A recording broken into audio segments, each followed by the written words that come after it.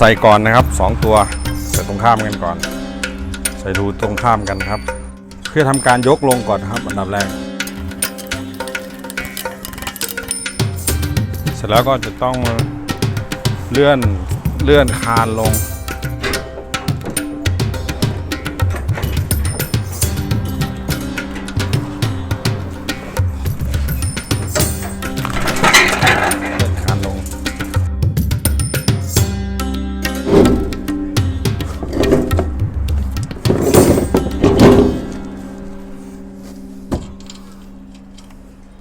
ใส่น็อต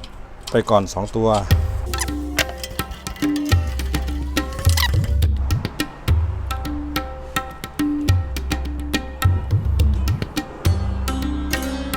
ถึงตรงนี้ก็จะเป็นการเอาคานลงแล้วล่ะครับ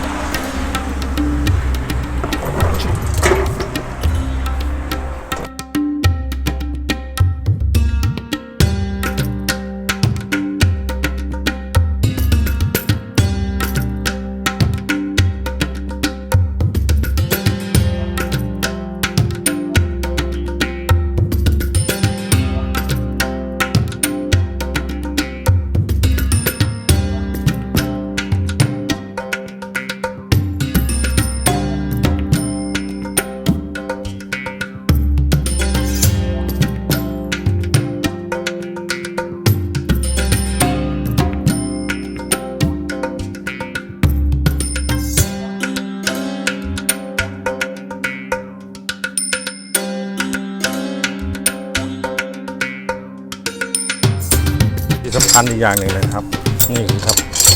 เซฟตี้โซ่นิรภัยครับ2ข้างใส่สลับข้างกันนะครับต่อไปก็ขันน็อต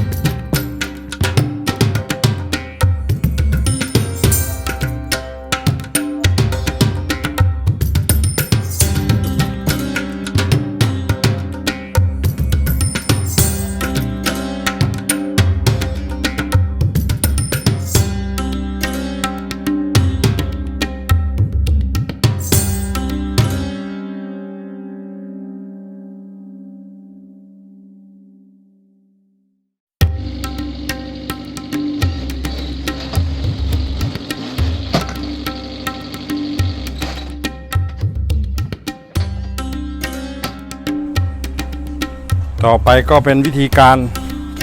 ล็อกล้อครับ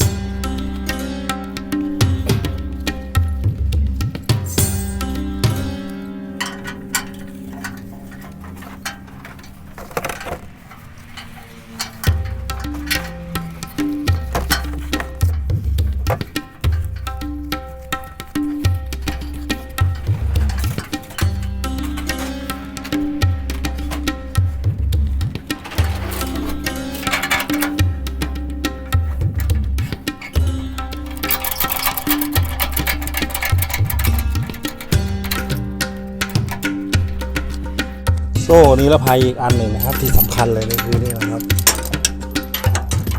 ล็อกปีกนกนะครับคล้องที่ปีกนกนะครับ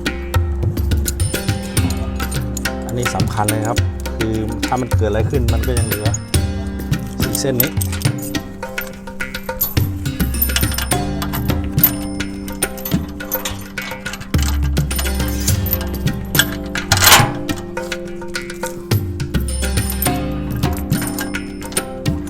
ไม่ให้โซ่มันตึงมากนะครับให้โซ่มันให้ตัวได้สเก็นตัวนี้ก็ต้องแน่นนะครับไม่ให้มันหลุดระหว่างทางโซ่ให้ตัวได้